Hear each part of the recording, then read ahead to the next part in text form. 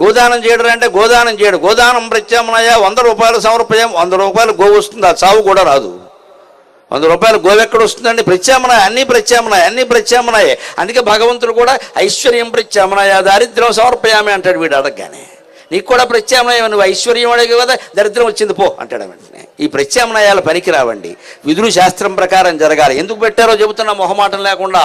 దీనికి వాళ్ళ సద్గతికి సంబంధం లేదు. వీళ్ళ ఆస్తులు తరగడం కోసం పెట్టారు. నచ్చినా నచ్చకపోయినా నాకు ఇలా మాట్లాడమే అలవాటు.